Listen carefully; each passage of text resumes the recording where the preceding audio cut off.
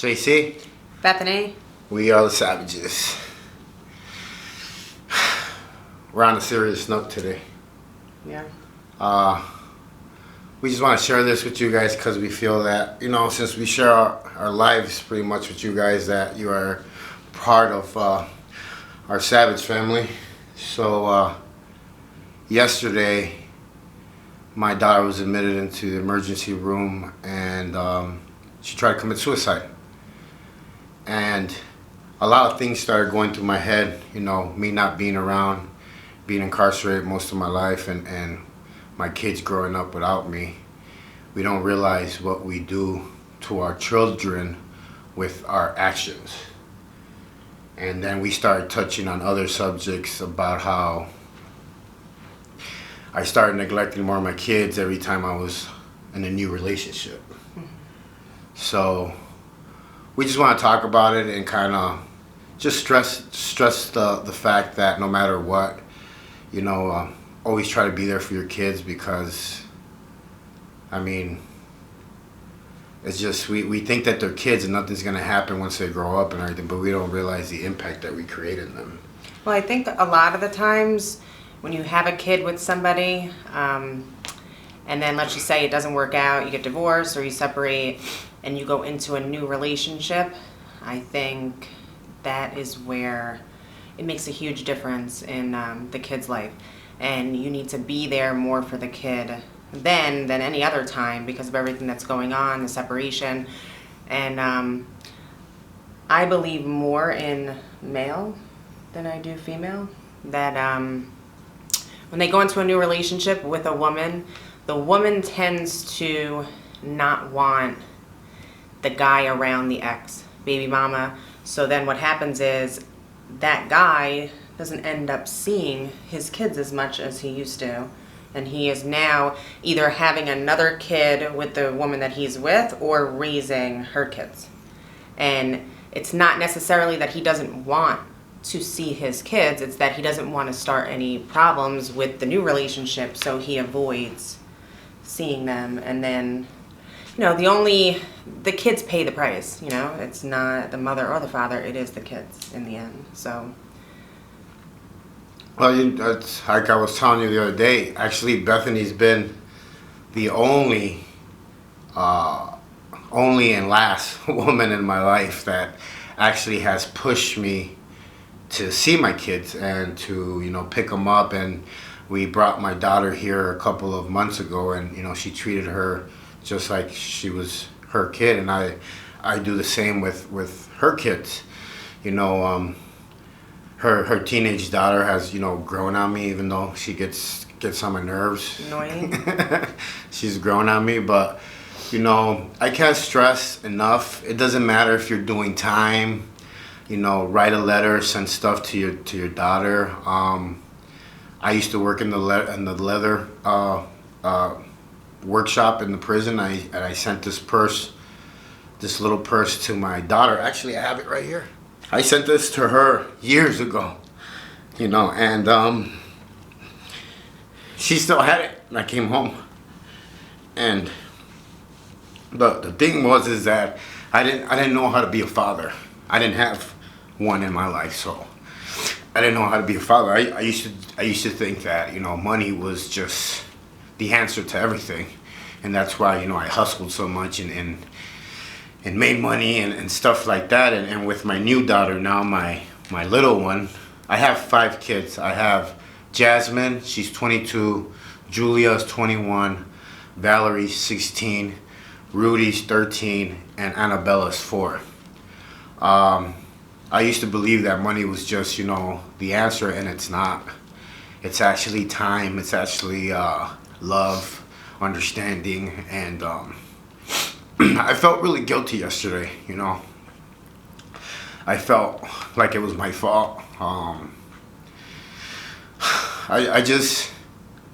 could have done so much more, and that's the thing. This is why I share my stories, and we decided to share both of our stories to hopefully we could impact somebody or help somebody, and not make the mistakes that we've made, because we've made a lot of mistakes in our lives. And you guys don't know much about Mrs. Savage, but you will get to know her a little bit more. This weekend we have a big interview set up where she's gonna tell most of her story, and you guys are gonna be surprised what she's been through. And she is a very, very strong woman that's has helped me growing a lot as a man and as a partner and as a friend. She was there with me yesterday at the hospital. It was crazy to see my daughter in that state, and for her not to want to live. What teenager doesn't want to live? But what we don't see is that there's a lot of them out there that are unhappy, and they don't tell us because we don't understand them. We grew up different, or we're like, stop being a pussy, you know what I mean? Like we don't understand them. We don't know what they're going through. So this is so important for you to sit down with your kids and actually listen to them and ask them what's going on. I mean, Beth can tell you firsthand how she struggles not being affectionate. Yeah, so I have a hard time as a mother, being affectionate, only because I wasn't raised that way to be affectionate. I didn't even in relationships, when it came to saying I love you or hugging and things like that, I didn't even know how to. I'm learning now, but it's taking me, I'm 31 years old, so it's taking me a while. I can say that, I'm a child of divorce, so I know what it's like to grow up in that type of family, and it affected me a lot. And that's why, the things that happened to me in my life, I believe, are, the choices that I made are because of what I went through as a child. My daughter is 14 years old, and I had her when I was 17. I got pregnant when I was 16, and I didn't know how to raise a child, so that was hard. It was just, I was on my own. Her father wasn't in the picture, so I kind of had to do everything for her. I think what happened with you and your daughter was the disconnection, because I feel the same way. Is that when I went to prison and I disconnected with my kids, for instance, Rudy, I don't know Rudy. I don't know him. I never had a relationship with him. I seen a picture of him for the first time yesterday, and he's a grown kid now, and I can't sit here and say that I love him, because I would be lying, because I don't have no connection with him. I care for him because I know he's my kid, and I have those feelings that I want to get to know him and find him and all that. But the disconnect happens, and if you don't bite it in the butt right away and actually try to start building a relationship, it will never happen. Yeah. For me, it was, my daughter was a year and a half old, and I had nowhere to live, and so I had to give my daughter to my father, and she had to move to another state, and so for 2 years I didn't see her.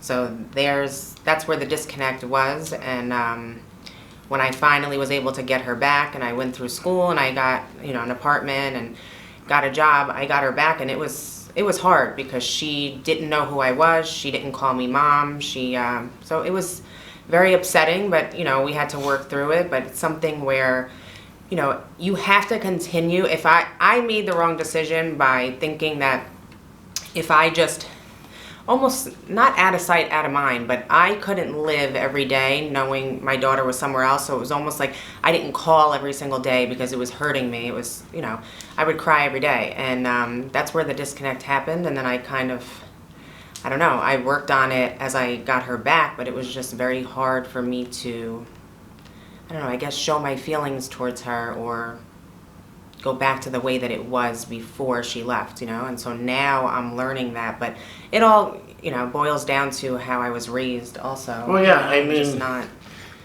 Everybody has a different childhood, there was a lot of sexual trauma in my childhood. I was molested and stuff like that, so I felt a certain way about males, and then, you know, sleeping around to prove to myself that, you know. Yeah. So, you know, it's crazy because like it took me this long to grow, but it's because I never really focused on it. Now I take the time to like call my daughter, see how she's doing, the one in Chicago, and you know, it's just like everything. It's just like the gym. You have to actually put in the work in order to get the results. You have to actually fucking try, or you're never gonna get nowhere. You can bitch and moan all you want that, you know, I did this, I do that, now I'm this person now. But if you're not doing the work, then it's for what? Then it's really, you're just lying to yourself. And I think that's the biggest thing with us, is that we've actually started to be really, really honest when we started this relationship about everything. I mean, I've told Bethany about all my little shenanigans with women and, you know, all that stuff, and how I felt about certain things. And once I started to be actually honest about like my jealousy, honest about certain things that I like, dislike, and stuff like that, it's when my life actually started to actually change. And her also, you know, she started telling me things because she, you know, shuts down and doesn't say nothing. But we've learned that, you know, if we actually communicate and trust each other, and to be able to tell each other, you know, certain things can get better, and you can become a better parent. And little by little changes at a time. You know, it doesn't have to be done all in one day. You know, I'm pretty sure. I mean, I didn't become a piece of shit ass dad overnight.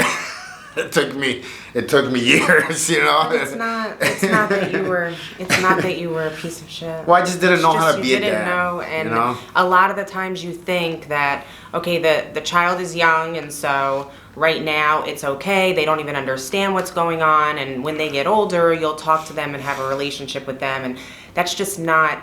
And a lot of people think that way, and I'm not saying everybody is wrong for thinking that way. You learn from it, because then your kids are now messed up, you know, when they get older, and you don't realize why. But it has a lot to do with both parents not being in their life, one or the other.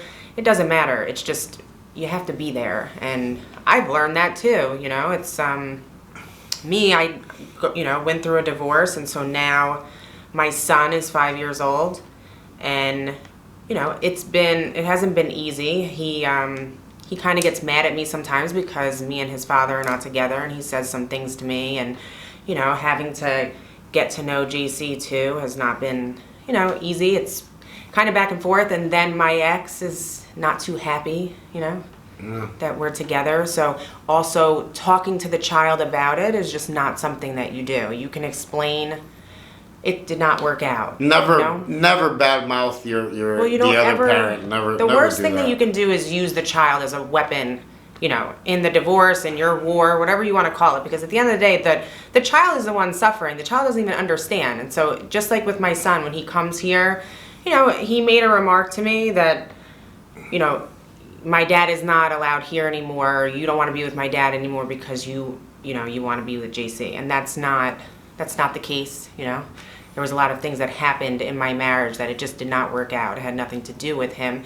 But for him to tell my son that, my son is, you know, is now upset with me, thinking that that's the reason, you know. And so there's no reason to involve your kids. And, you know, the biggest thing is co-parenting is very important. I've always believed in it, and it's something that you have to do. That's why even with, you know, with you, when it comes to your baby mama and you going to see your child, if you have to go in that apartment or in her house to see your kid because that's the only way, and you have to be around her, then that's what you have to do. You have to have a relationship with the mother.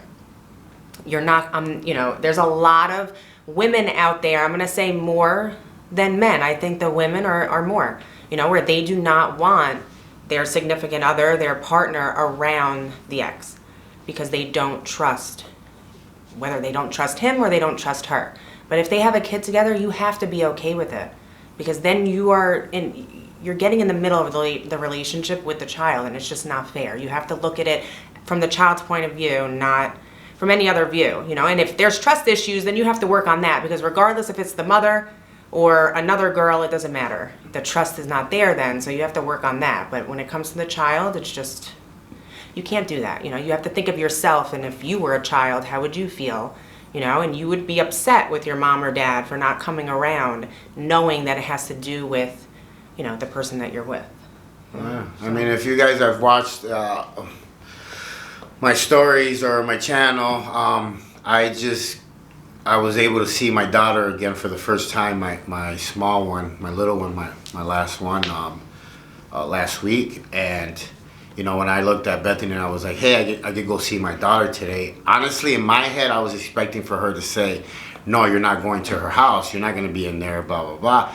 But it was completely the opposite. And she was like, yeah, babe, go see her, spend some time with her. I don't want you to be in a hurry. So it actually like touched me like deep inside, because like I know this woman loves me and cares about me, because there's a saying in Mexico that says that if you want the chicken, you gotta take the chicks with the chicken. Mm-hmm. It sounds better in Spanish, but no, I know. You know, it made me really think about stuff and you know, really realize that she loves me and wants me to be in my kid's life. And yesterday when we rushed to the hospital, same thing, she was by my side. And I think, you know, I say it all the time, I didn't change because of her, I changed for myself. But at the same time, I wanted to be a better man, to be a better partner for her, a better friend, a better everything. And it all starts with all that stuff, man. Cleaning up your street, your kids, personal, family, everything.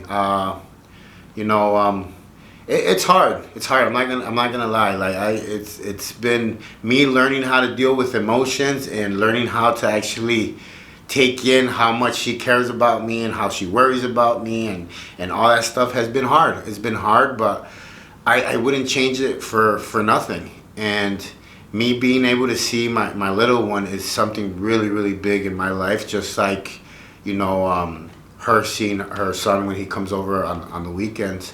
You know, we try to make it where he really doesn't think about what's going on, because at the end of the day, you guys all remember when you were kids, you felt a certain way. I know when I was a kid, I felt a certain way, and I used to watch TV shows with families on there, and I used to wonder why I didn't have a family like the TV show, you know. And it is what it is, man. We grow up and we have to, you know, get better or you're gonna get worse.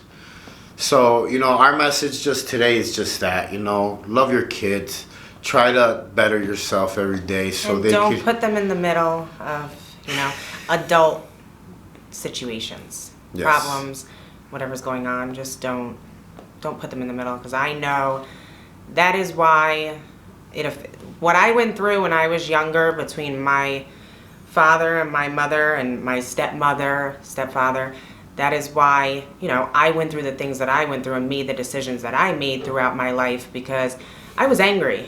You know, I had a lot of pain inside of me for the way that they were, how they treated each other, how they treated us when we went over. It was just, oh, I thought you were touching me. I am touching you. I thought you were really, I don't know. No, I just love you. Love you too.